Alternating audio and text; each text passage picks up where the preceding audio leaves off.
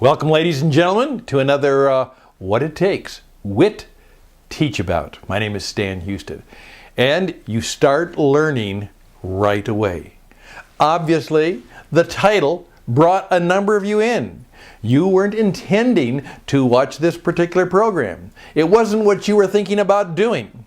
And that's one of the fundamental lessons about promotion and sales and marketing, which is no one really is interested in your stuff. They're doing something else, and you have to get their attention. And so the name of this class, this course, this TeachAbout, hopefully a bit of an experience, is how to get people to give you money.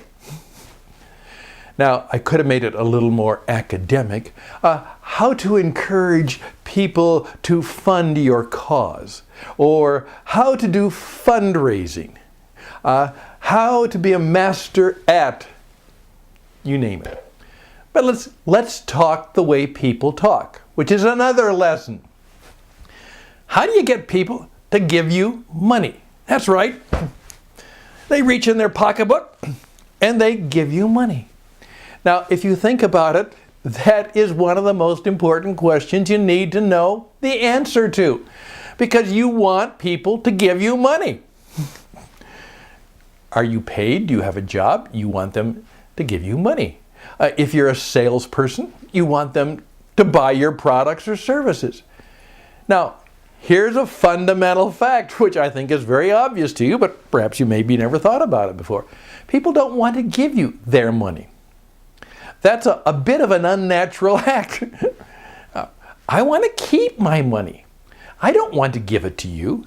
Now, what are you going to say, or what am I going to need, or what is going to happen for me to actually give it to you? Maybe willingly, maybe even happily. And those of us who are in the marketplace of life as well as in the marketplace of business, if we want to be well informed, we have to start asking that question. So, like all of our TeachAbouts, this may be more of a challenge to you than an actual lesson of instruction, because I want you to think about that. What if you had to give this talk today? Someone said, all right, we're in the business of trying to make money, collect money, get people to buy our things and stuff. It's your job to explain to all of us, all of your colleagues, how can we get people to give us money? What if that was your challenge? Could you do this presentation? Could you do this little 20-minute TeachAbout? That's my challenge to you. You need to think about that. Now, let me help you by giving you some frameworks, okay? How do you get people to give you money if you simply want them to donate to you? You're involved in a church, you're involved in a nonprofit, you're in a charitable organization, and you need donations. You need people to support you. You need people to sponsor you. You need people to support your worthy efforts. How do you get those people to do it? To give you money, to write a check, to give you their bank card? How do you do that? So if you're seeking donations, gifts, how do you get people to do that? All right. All of you are in the business of at least seeking a job. Now, this oftentimes is very difficult for people. Here's a little exercise to give you the challenge. Okay, let's say you're looking for a job. And if I would ask you, well, how much money do you want to make at the job? And let's say you said, okay, I'd like a salary of $50,000. All right, that's fair enough, probably. Okay, we're going to add to that your benefits, and the Social Security or some of those kinds of things that go into the taxes that you have to pay. All right. Now, it could be that what you're actually saying to that man or woman or to that company or to that group that is you're interviewing for is, I have a big price tag on me and it's $70,000 a year. I want you to give me $70,000 every year. Well, Aren't you doing that when you're interviewing or asking for a job? Well, why should they do that?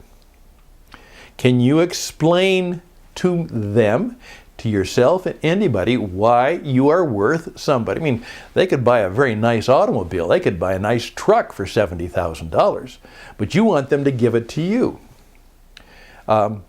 Why should they do that? Think about that. Now, let's say you've got something to sell. You're in a store or you've got a product to sell. You're in the sales business. You sell things. How do you get people to give you money if you've got products or services for sale? Number 4. You'd like people to invest in your company, in your operation, in your organization. You're talking to the sharks in the Shark Tank and you want them to give you money to invest in your organization. How do you get people to invest in your company? How do you get people to give you money?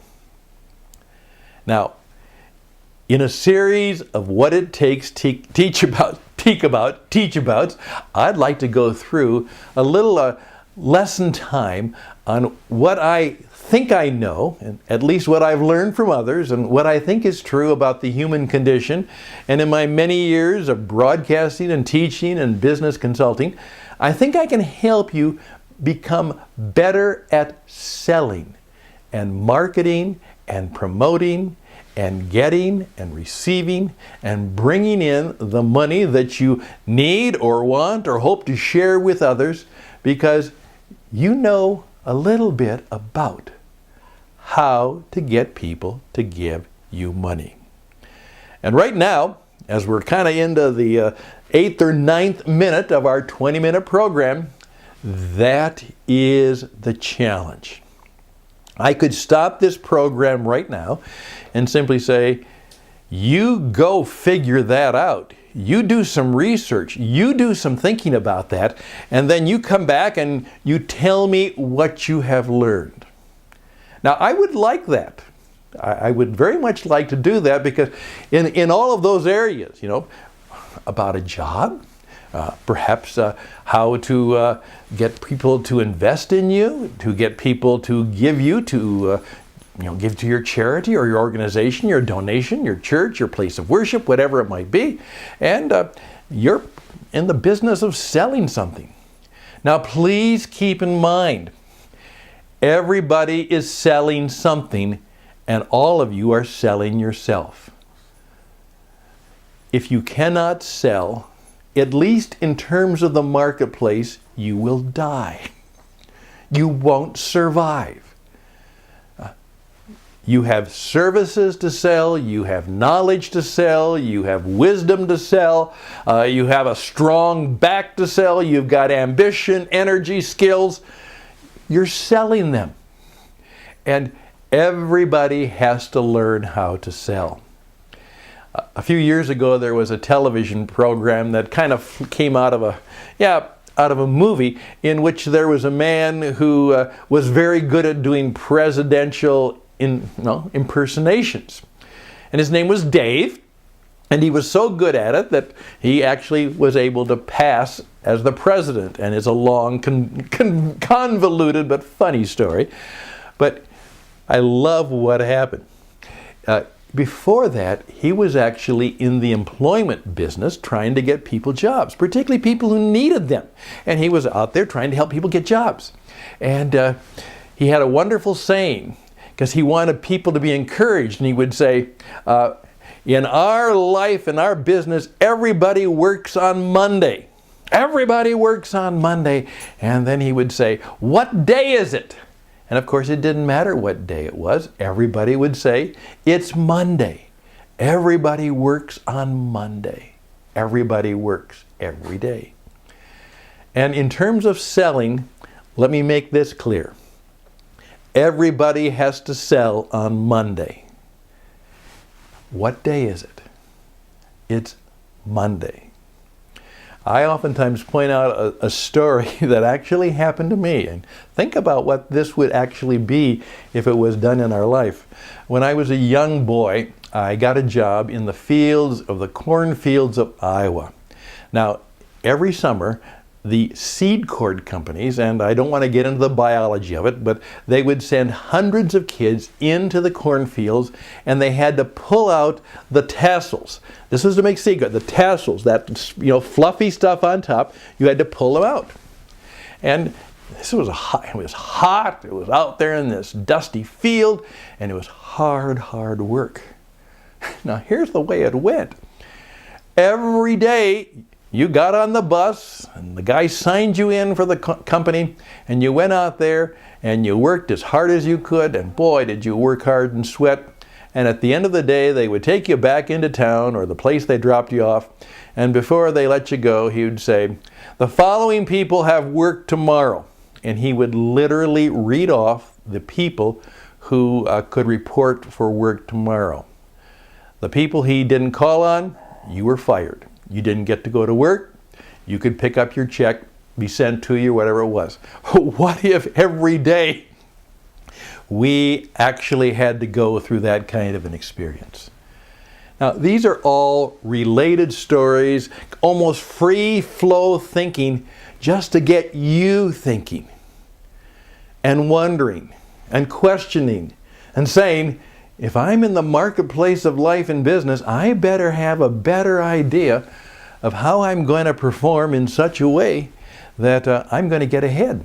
Not only am I going to get people to give me money, I'm going to get people to give me opportunity. I'm going to get people to give me a promotion. I'm going to get people who will come to me and want me to do things. I'm going to actually be in a place where people will recommend to other people that people give me money, that they go and take advantage of my services or buy my products. That's the whole world of commerce. It is an attempt to find the answer to the question, how do you get people to give you money? There we go. Now, we've got about 7 minutes left in our 20 minutes. I want to introduce you to the first concept that will be helpful to you.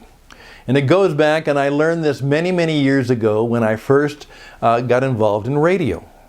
And part of it happened because I was told by the man who taught me how to be a radio professional.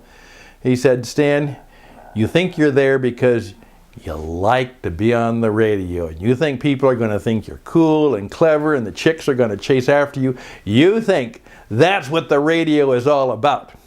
The radio is being cool and playing music and having fun and having thousands, maybe hundreds of thousands of people listening to you." He says, "No, Stan, the purpose of the radio station is to help people make money. Your purpose is to help the owner of the radio station have enough people listen to his radio station so he can go out into his town or community and he can get people to buy ads and sponsorships. That's what it's all about. And if you're not very good, if your program isn't very good, and if people don't like your program, they won't listen to the radio when you're on. And when they don't listen to the radio when you're on, he can't sell the ads and the commercials. And so, you better be good enough, and when it comes time to make the commercial, you better do so in such a way that people hear the commercial, they go to the store, they go online, they do whatever, they buy the product, and the man who paid for that is happy because he made money. Your commercial, your idea helped him make money. Now, I've done a whole course on this and I can do this, but I want you in the next 5 minutes just to write down these 5 letters. A, I, D, D, A. We call it the AIDA formula. Now, it's not original with me, but the adaptation is original. When I was taught it, it was AIDA. I now add to it AIDDA. Now, this is the formula for every sales commercial you ever see. And remember, the purpose of every commercial you hear, every commercial you see, the billboards, all of the things that are out there with millions, and that's no exaggeration, of messages that are saying, buy this, buy that, give this, take this. They're all out there shouting, we've got something we want to give you, but you have to give us money in exchange for this or that or whatever. Listen carefully. The first thing you have to do is get their attention. They're doing something else. They don't want to listen to you. But somehow you have to say something that gets their attention. Secondly, you have to keep them interested. You've got 3 to 5 seconds to get their attention. Now you have a few more seconds for them to say, that's interesting. Maybe I should pay attention. Longer. Attention, interest. And then right in the middle, something has to happen. A story, a picture, a question, something provocative has to happen in their mind, and they begin to say, I would like that. Desire. Something happens that they would desire what you have. Now keep in mind, most people couldn't care less about what you're saying. But the few people you're trying to reach or try to want them to be a part of your product, they have to desire something. As I point out, they're saying, I'd like that book. Oh, that would be nice. Gee, yeah. That's good. Desire. Well, are you seeing what we're doing? We're trying to get people to finally come to the point where they will actually do what they didn't intend to do, and that is to give us money. D, they finally have to say decision. Yeah, I'll do that. Yeah. Yeah. That sounds like a good deal. I like that. They make a decision. And then, of course, I think you know what the final A is. They actually have to do it. They have to take action. And they say, I'll buy that. Thank you. And they give you the money. They trade money for whatever it is or whatever you were offering. They think that's a good idea. Now there we go. We're just at 20 minutes, what it takes. You've now learned that you have to have a challenge to yourself about being able to ask that question and answer it. What do I do to get people to give me money? And the second thing I have to do is I have to begin to understand the power of the AIDA formula and put it in practice. Learn more about it. And by the way, we can teach you more about AIDDA, but you have to start. I'm Stan Houston for What It Takes, a Teach About in a series of lessons on how do you get people to give you money. We'll see you around for the next Teach About, the next experience. And I wish you all the best and blessings, and bye for now.